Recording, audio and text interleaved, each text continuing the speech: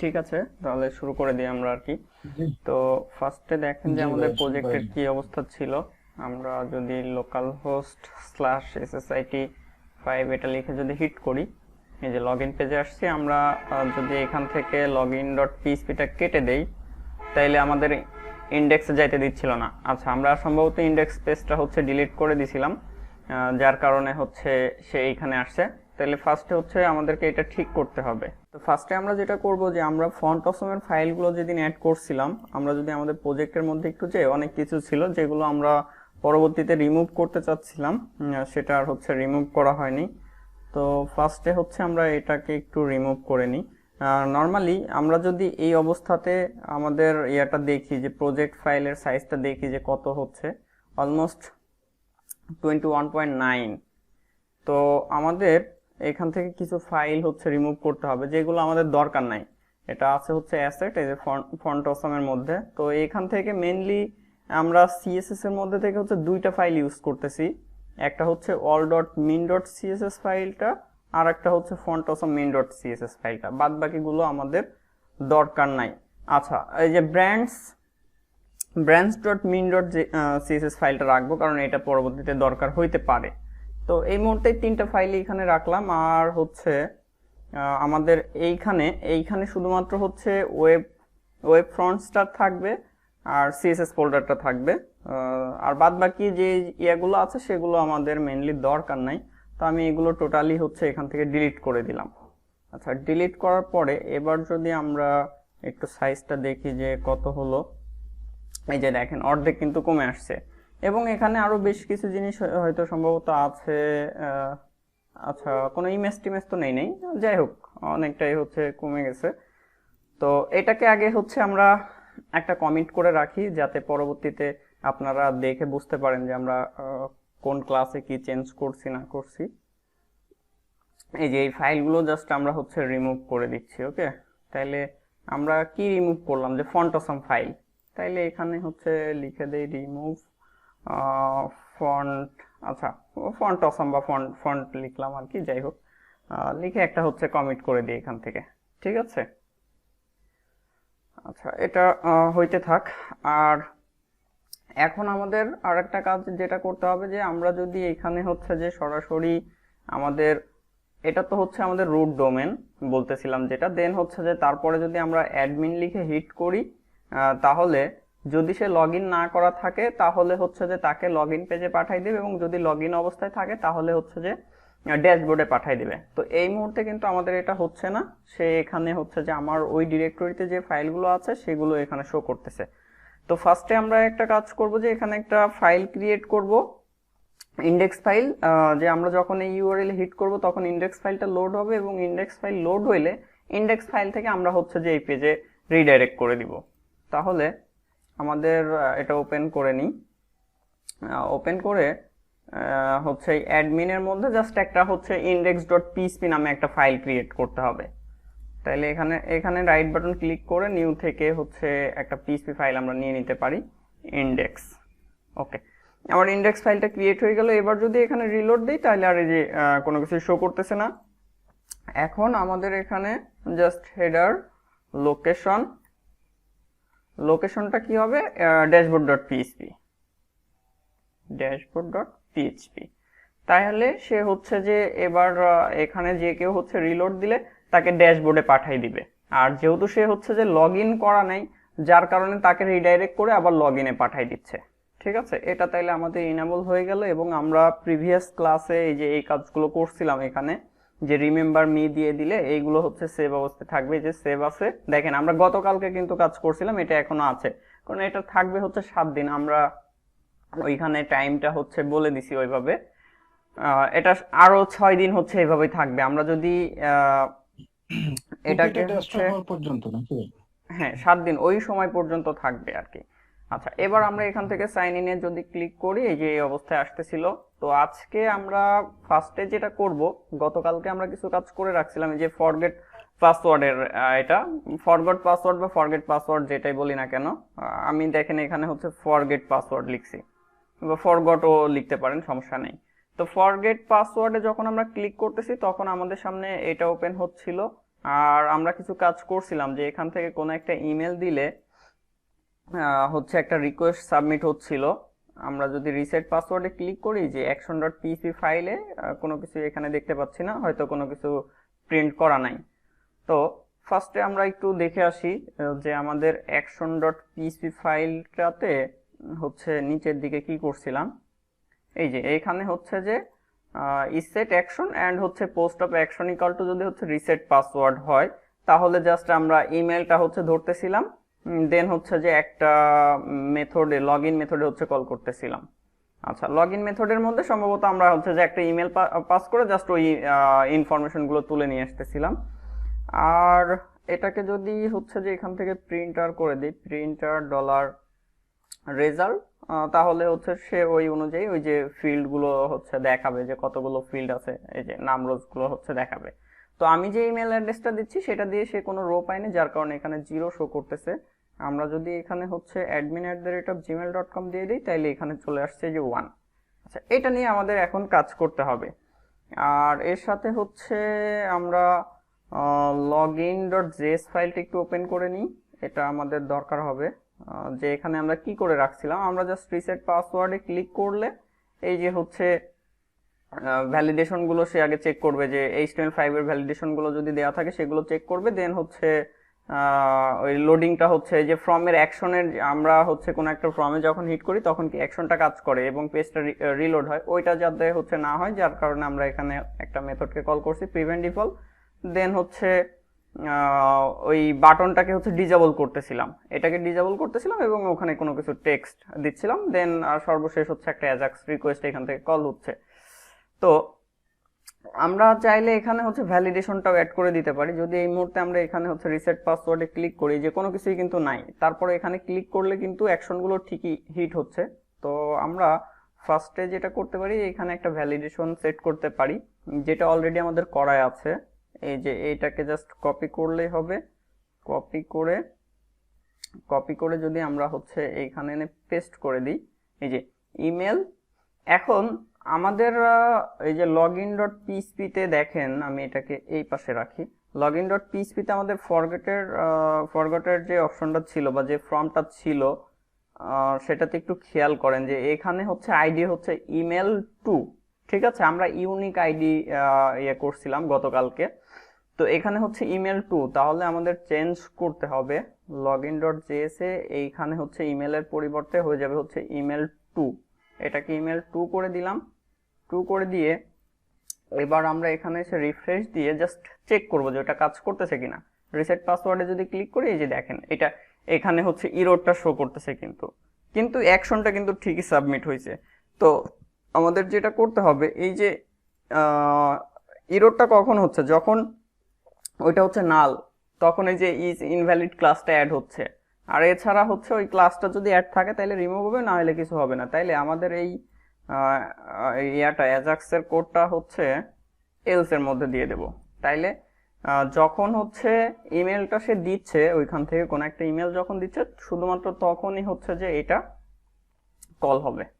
আচ্ছা, এবার যদি আমরা এখানে আরেকবার হচ্ছে রিফ্রেশ দিয়ে চেক করি, দেখি যেটা কাজ করে কিনা। দেখেন এবার যদি রিসেট পাসওয়ার্ডে ক্লিক করি, এখানে কোনো হচ্ছে যে অ্যাকশন কিন্তু হিট হচ্ছে না। নেটওয়ার্ক ট্যাবে দেখেন, এবং এটা দেখেন এই যে লোডিং অবস্থায় আছে।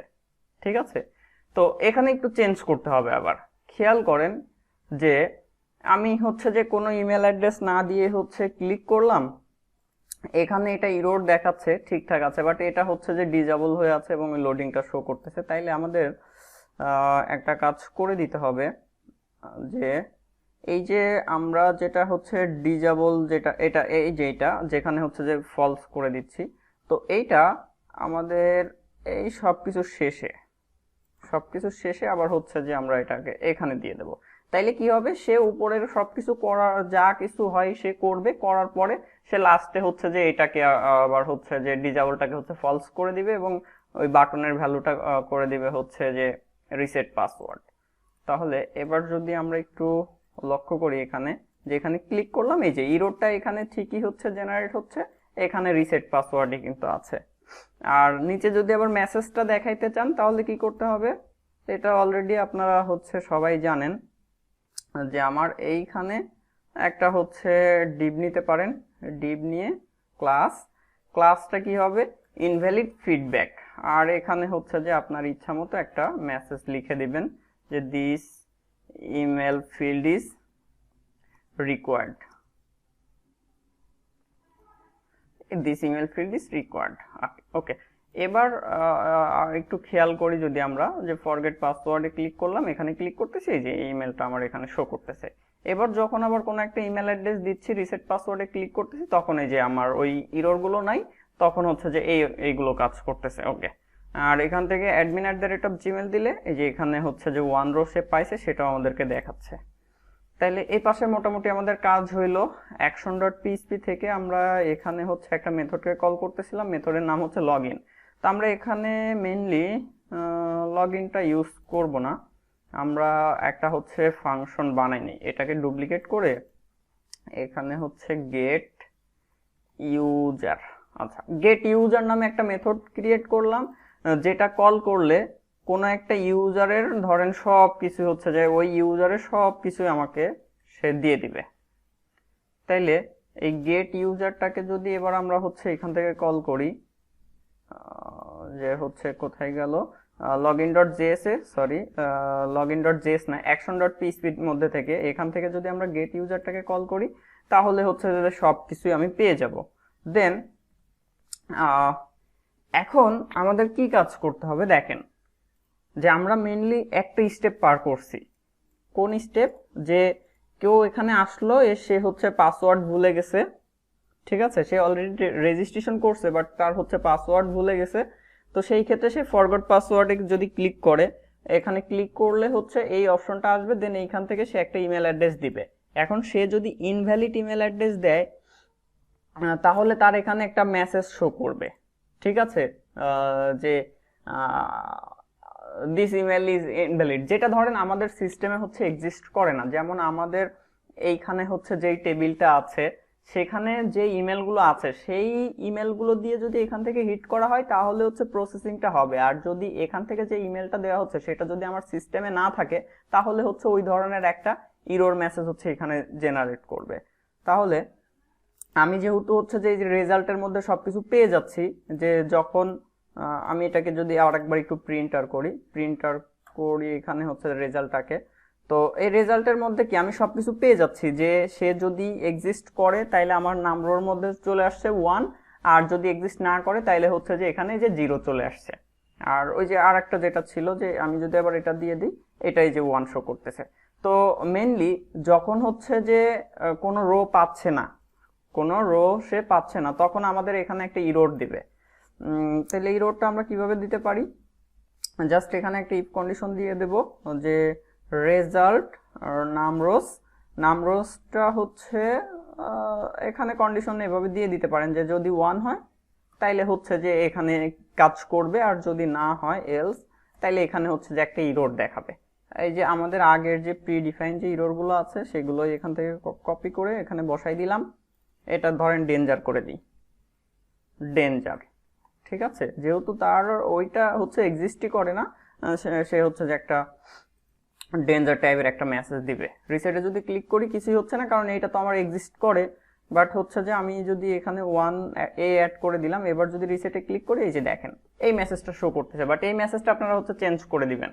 চেঞ্জ করে কি বলে দিতে পারেন, যে হচ্ছে দিস ইমেল অ্যাড্রেস ইনভ্যালিড, বা হচ্ছে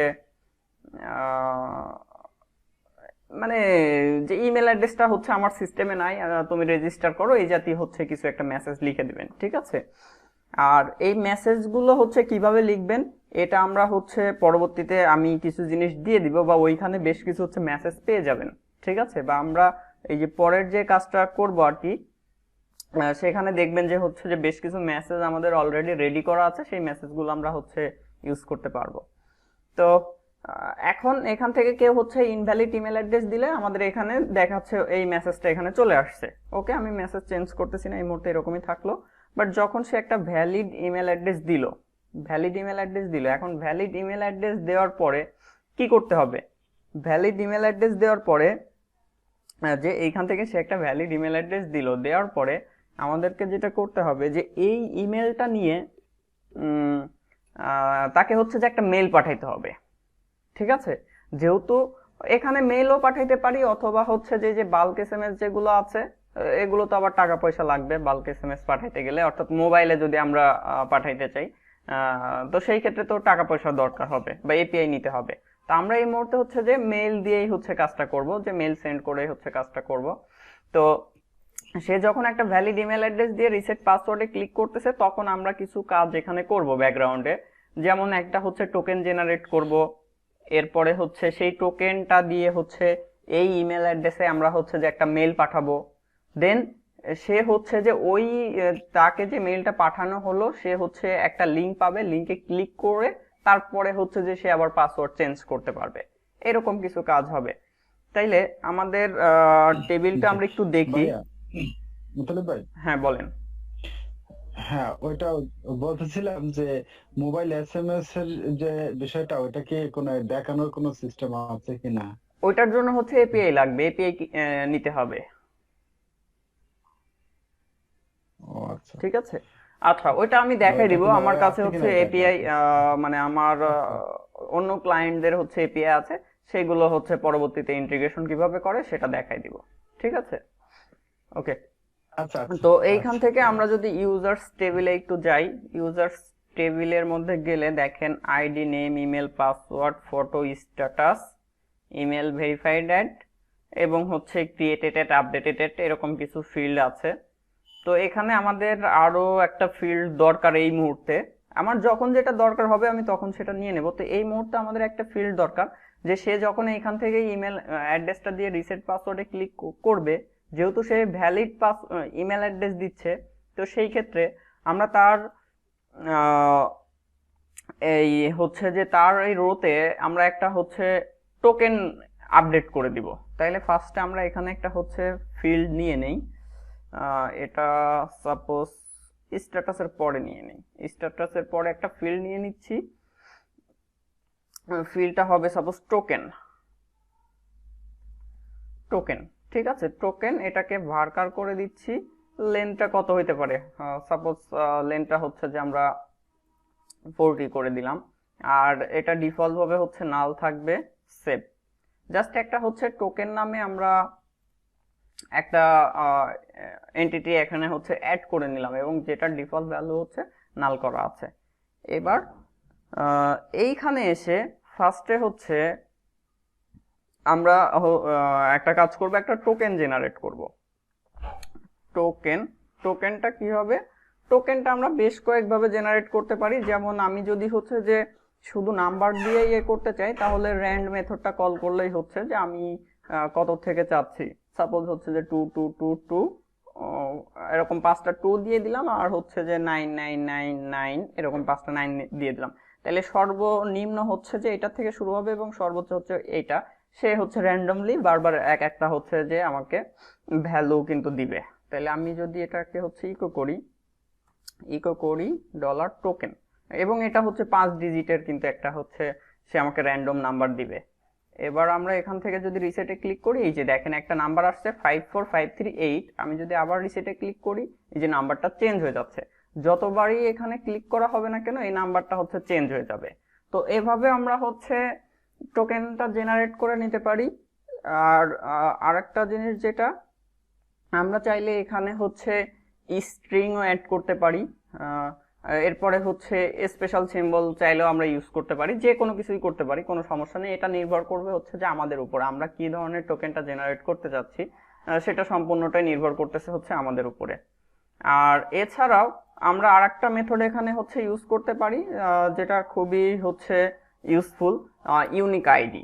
এই ইউনিক আইডি মেথডটা যদি আমরা ইউজ করি, সে অলওয়েজ হচ্ছে যে ভিন্ন ভিন্ন একটা আইডি জেনারেট করবে, এবং এটা হচ্ছে দেখেন এতটুক ফার্স্টের দিকে ফিক্স থাকবে, এটা চেঞ্জ হবে আর কি, ডে বাই ডে হচ্ছে চেঞ্জ হয়। আমি যদি এখন রিসেটে ক্লিক করি, দেখেন এই যে এটুক চেঞ্জ হচ্ছে, খেয়াল করেন। এখানে দেখেন অলওয়েজ হচ্ছে যে একটা ভিন্ন আইডি কিন্তু আমরা পাচ্ছি, এই যে চেঞ্জ হচ্ছে, ঠিক আছে, চেঞ্জেবল। তো আমরা সাপোজ এটাই হচ্ছে যে টোকেন হিসেবে জেনারেট করতে পারি। তাহলে এটা হচ্ছে যে আমার টোকেনটা পেয়ে গেলাম, আর হচ্ছে আমি ইমেলটা পাইলাম। তাইলে এখন আমাকে যেটা করতে হবে, যে টোকেনটা পাইলাম, এই টোকেনটা হচ্ছে হয় আমাকে সেশনে রাখতে হবে অথবা ডাটাবেজে রাখতে হবে। যেহেতু আমরা হচ্ছে যে ডাটাবেজে রাখতে চাচ্ছি, যার কারণে এখানে একটা ফিল্ডও ক্রিয়েট করছি টোকেন নামে। তো সেই ক্ষেত্রে এই টোকেনটা হচ্ছে যখন জেনারেট করতেছি, আমরা যে টোকেনটা যখন জেনারেট করলাম, জেনারেট করার পরে আমরা হচ্ছে যে এই রোটাকে আপডেট করে দিব, এই রোটাকে আপডেট করে এখানে হচ্ছে টোকেনটা বসাই দিব। তাহলে কিভাবে বসাইতে পারি, আমাদের auth.php এর মধ্যে এসে এখানে হচ্ছে যে আমরা একটা হচ্ছে ফাংশন ক্রিয়েট করি, পাবলিক ফাংশন টোকেন আপডেট। ঠিক আছে, আমি টোকেন আপডেট নামেই দিলাম, বা হচ্ছে রিসেট পাসওয়ার্ডও দিতে পারতাম। তো যেহেতু আমি হচ্ছে যে ওইখানে টোকেনটা আপডেট করতেছি, যার কারণে নাম দিয়ে দিলাম টোকেন আপডেট। আর এর মধ্যে আমার কি কি লাগবে, আমি হচ্ছে আমার কাছে বর্তমানে আছে কি, যে ইউজার আমার এখান থেকে হচ্ছে একটা ইমেল অ্যাড্রেস দিচ্ছে, তাইলে আমি হচ্ছে যে একটা ইমেল অ্যাড্রেস পাচ্ছি। আর এই ইমেল অ্যাড্রেস ধরে হচ্ছে আমার এইখান থেকে এটাকে আপডেট করতে হবে। কি আপডেট করব, টোকেনটা। তাইলে আমার এই মেথডে কি কি জিনিস দরকার হচ্ছে, এই মেথডে আমার দরকার হচ্ছে হলো টোকেনটা লাগবে, এবং হচ্ছে যে একটা ইমেল লাগবে, যেটা ধরে হচ্ছে যে আমি আপডেট করব। তাইলে দিস কন জাস্ট একটা হচ্ছে কুইরি চালা আমরা এখানে হচ্ছে যে আপডেট করে দেব কুইরি, দেন হচ্ছে যে কুইরির মধ্যে আমার এটা থাকবে। আর আমার হচ্ছে যে সর্বশেষে আমি আবার এটাই রিটার্ন করে দিব। তাইলে আমার হচ্ছে যে এটা রেজাল্টটা আমি হচ্ছে দেখতে পারবো। এখন আমাদের কুইরিটা কি হবে, দেখেন আমি এখান থেকে হচ্ছে যে লিখে ফেলি যে আপডেট। আচ্ছা, আপডেট আমাদের টেবিলের নাম হচ্ছে ইউজার সেট করব কিসে, টোকেন ইকাল টু আমার ওইখান থেকে ওই ভেরিয়েবলটা বসে যাবে, হোয়ার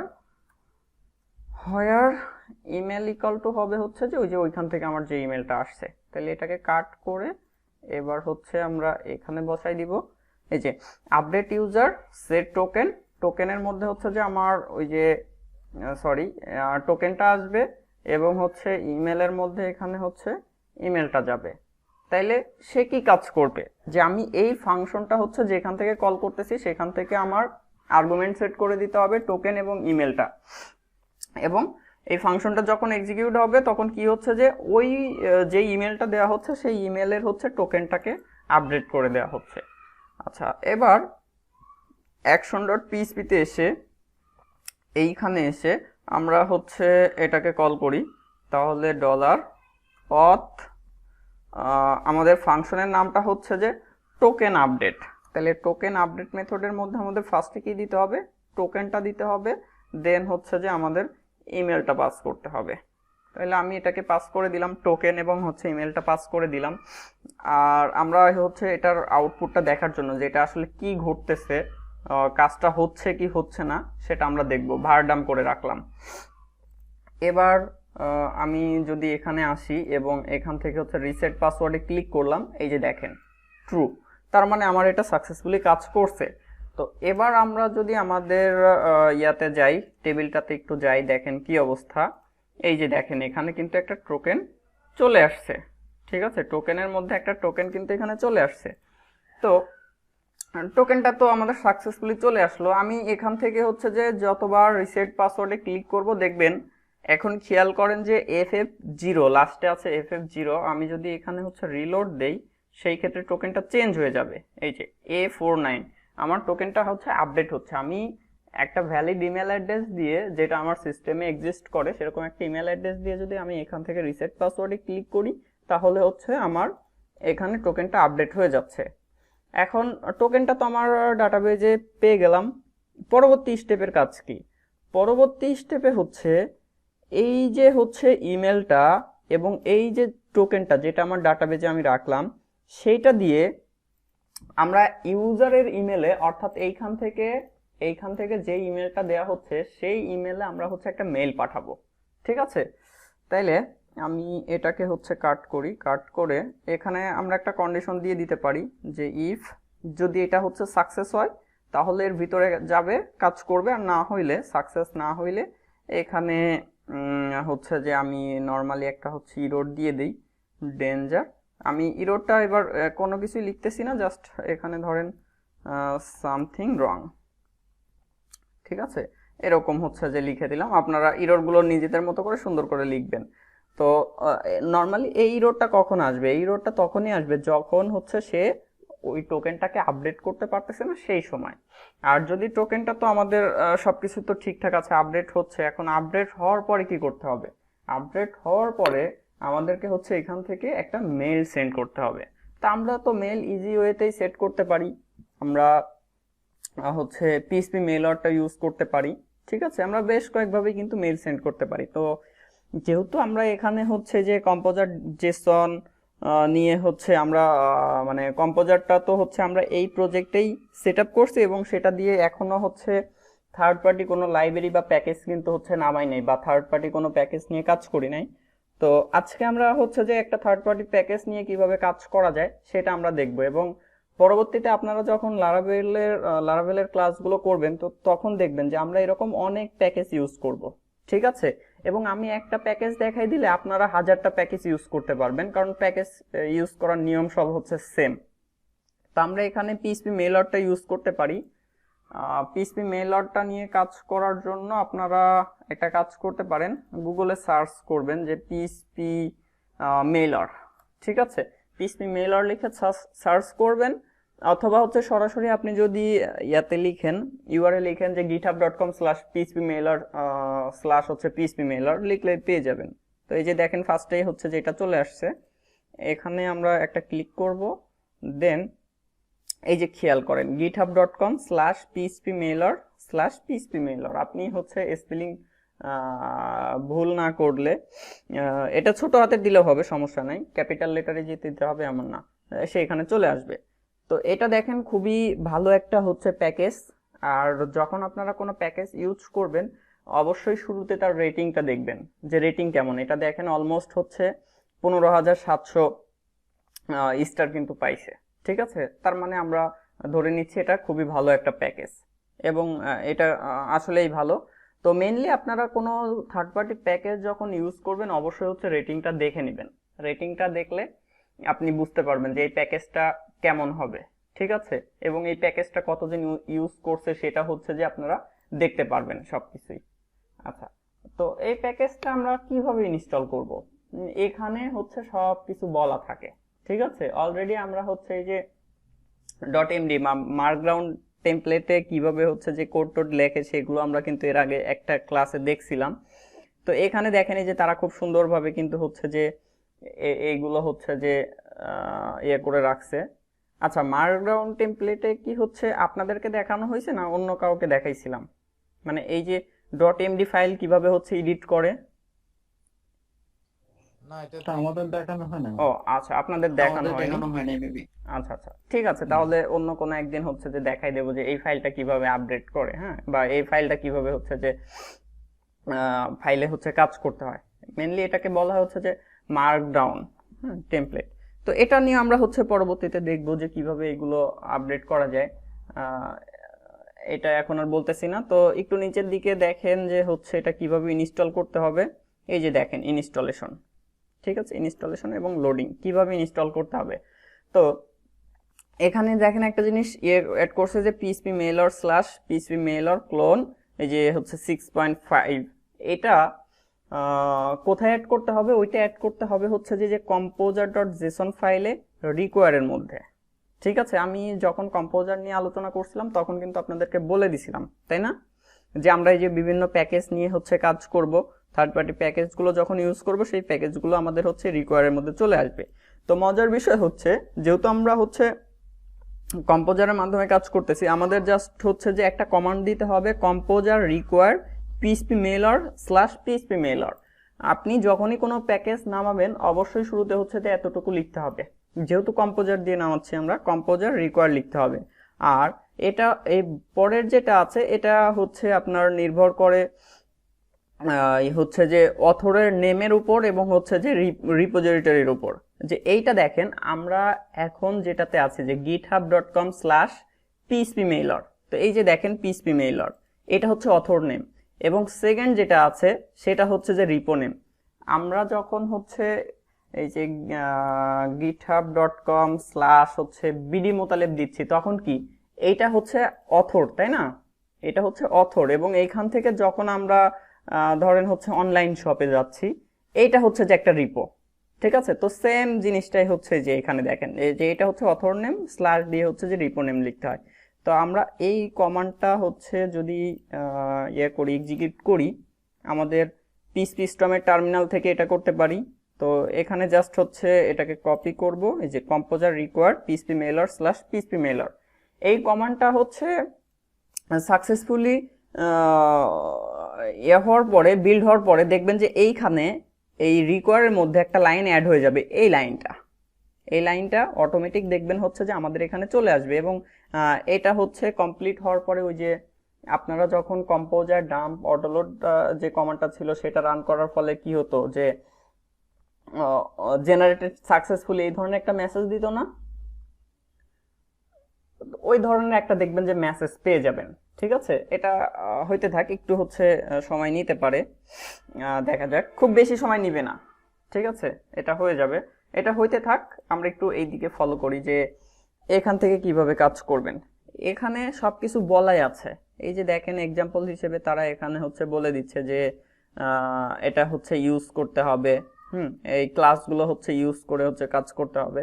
তো একটু নিচের দিকে যদি আমরা একটু খেয়াল করি, এই যে সিম্পল এক্সাম্পল, আমরা এইটা ফলো করলেই হচ্ছে আমাদের হয়ে যাবে। তো এখানে দেখেন হচ্ছে যে এইগুলো কি বলেন তো, এইগুলো কি, এইগুলোর সাথে পরিচিত না আপনারা?